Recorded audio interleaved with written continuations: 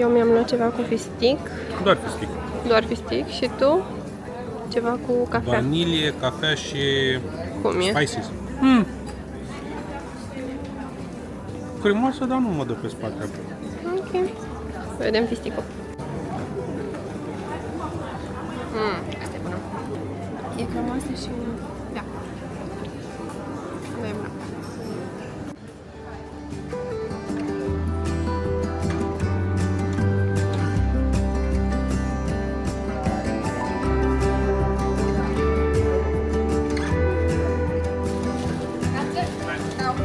Gata, am terminat în San Gimignano. Sper că pronunț bine, mă pricep la pronunții. Nu, mi-a plăcut foarte mult. Este așa ca o fortăreață, să zic. Da, ca o fortăreață. Un fel de Sibiu, ca să facem comparație cu România. Noi când am ajuns de dimineață, cred că în jur de 9, era destul de liber, dar după s-a aglomerat. Am stat cam 2 ore, ne-am plimbat pe străduțe pe acolo, am făcut poze, am băut o cafea, prima cafea bună din Italia, un cappuccino. Ți-a plăcut? Da, a fost bun. Da, deci neașteptat.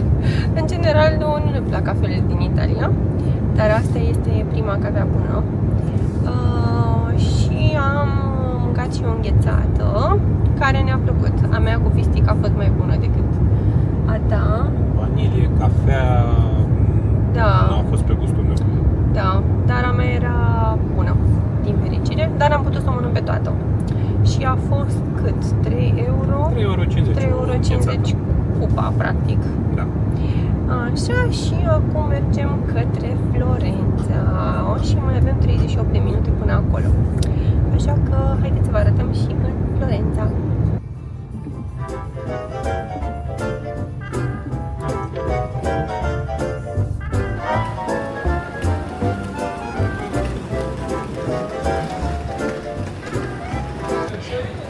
Ne place în Florența până acum. Ne place? Ne place, momentan.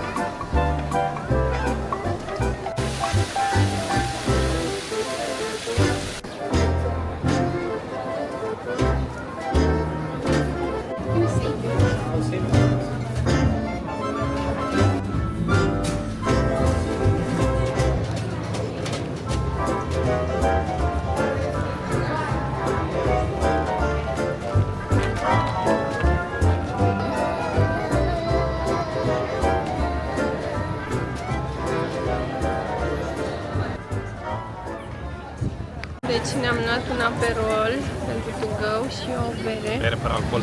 Da, și mergem către o piață. E foarte bun. 5 euro. Da. Și berea? 6? 6? Da. 6? Ok. Foarte bun. Sper să găsim la piață deschis.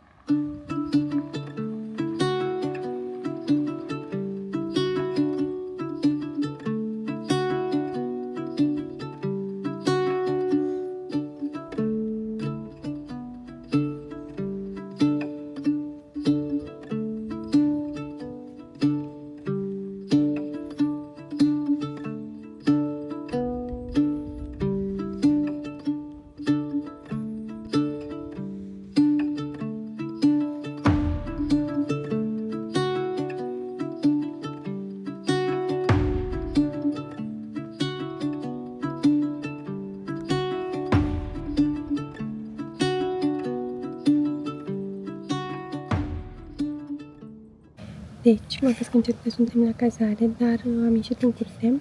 Ne-am făcut un platou cu brânzeturi și struguri și ceva salamuri și un pahar de vin și aici o să stăm în seara asta. Da, și e foarte drăguț aici la cazare și super liniște, încât mă simt prost să vorbesc mai tare. Da, și probabil aici o să ne prindă seara până ne băgăm la culcare. Am zis că vrem să avem și momente din astea așa de liniște, nu numai agitație și plimbare și fugă, că nu vrem să ne întoarcem mai obosiți din concediu decât am plecat.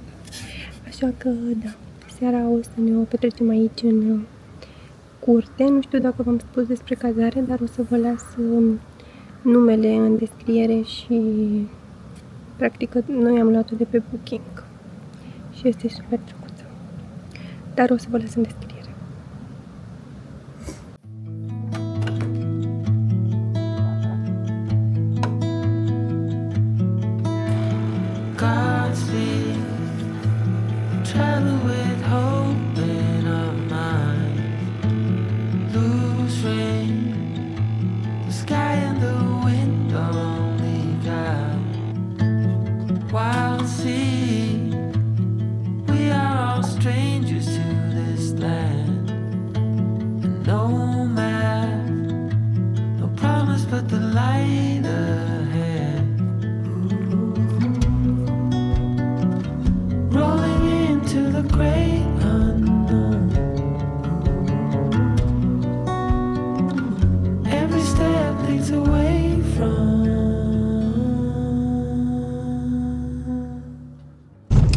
Bună dimineața din nou!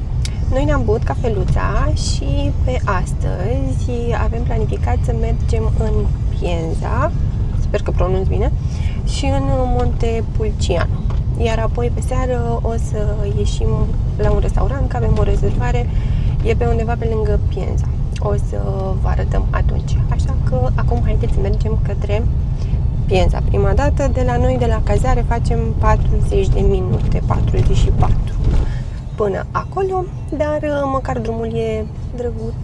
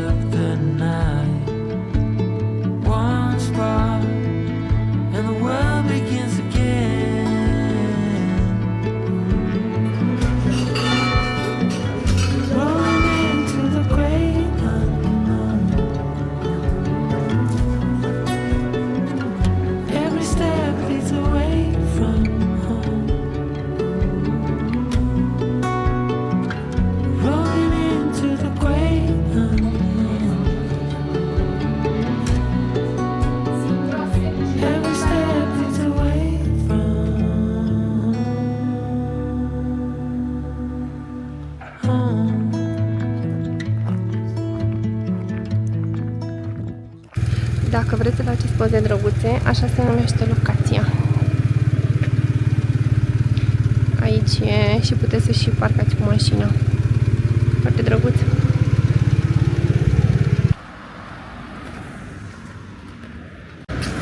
Am ajuns în Montepulciano și am urcat ceva, că am parcat mașina jos. Da. Suntem puțin leșinați. Și acum mergem să căutăm practic centrul. Așa că haideți să mergem.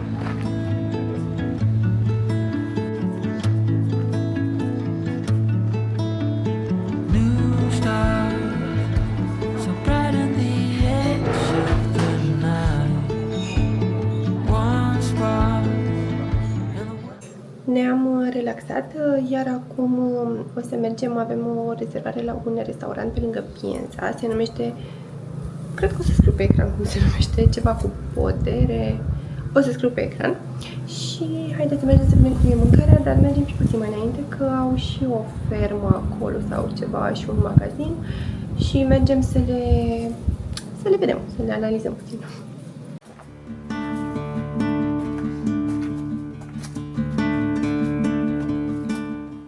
Și este atât de drăguț.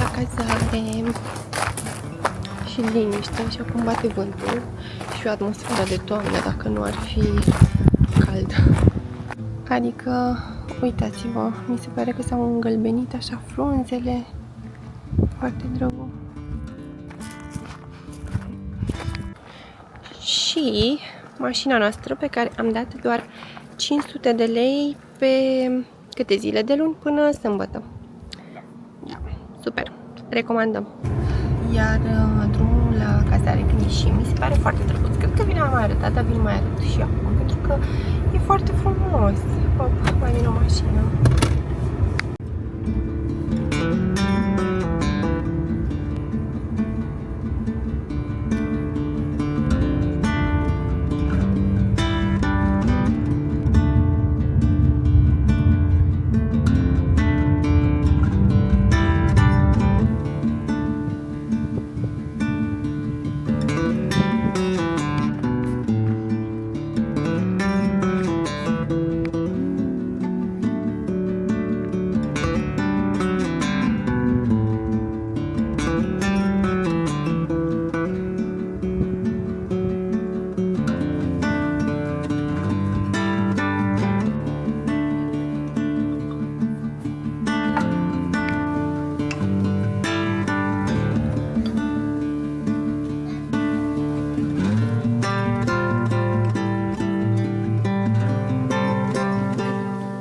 Adus aici niște brânzeturi și ne-a și spus în ce ordine să le mâncăm. De la așa către așa.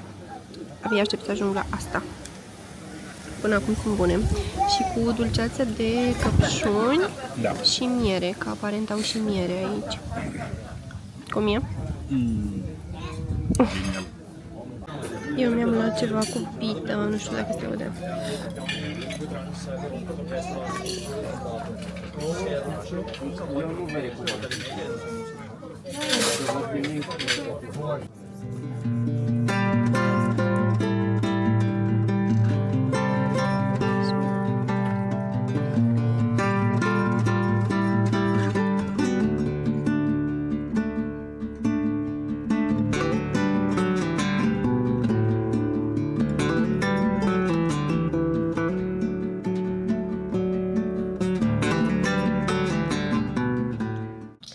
Bună dimineața!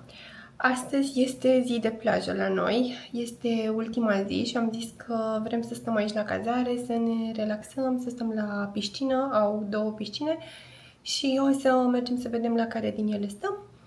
Și da, astăzi o să fie despre relaxare, iar pe seara am zis că vrem să facem paste, am cumpărat ingrediente de aici.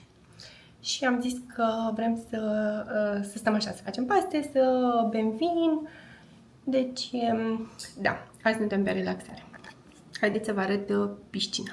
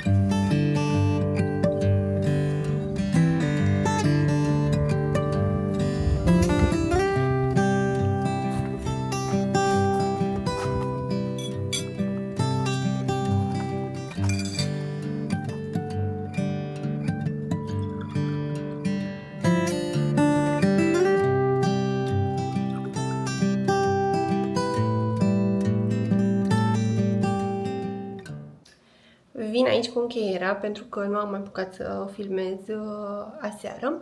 Noi acum ne pregătim să plecăm de la cazare și o să mergem către Pisa, pentru că de acolo avem avionul mâine și am zis că ne-ar fi mai ușor să fim direct acolo, având și avion dimineața. Ca un mic rezumat, nouă ne-au plăcut toate orășelele pe care le-am vizitat. Ce a fost, să zicem, mai nasolică este că acum, în luna august, probabil vara, după ora 11 deja, nu-ți mai venea să faci nimic. Era aglomerație, era cald, combinația perfectă să pleci către cazare sau, nu știu, să faci ceva la răcoare. Pe noi ne-au obosit foarte tare după ora 11, dar nici nu am vrut să ne obligăm să vizităm foarte multe chestii, așa că am vizitat câte 2 orășele pe fiecare zi.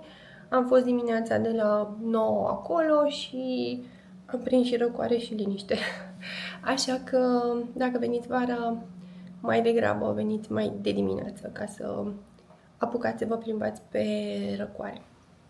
Cazarea ne-a plăcut. Trebuie să luați mașină, practic, până aici. Dacă vii prin Toscana fără mașină, nu văd altfel cum să stai în zonă. Și da, ne-a plăcut. Și iar un lucru ce ne-am dat seama, nu știu dacă pentru toată lumea e valabil, să nu stăm mai mult de 5 zile plecați acasă, pentru că mie deja mi se făcuse dor de pisic. Nu știu, probabil persoanele care au animale acasă înțeleg, dar mie mi se făcuse dor de pisic și la fel și lui Andrei. Așa că city break-urile sunt perfecte pentru noi. Nu plecările mai lungi, dar ne-am bucurat în același timp și de Italia, Toscana și această mică vacanță. Mică vacanță. Bun, mulțumesc că ați stat până aici și ne vedem în vlogurile viitoare. Pupici!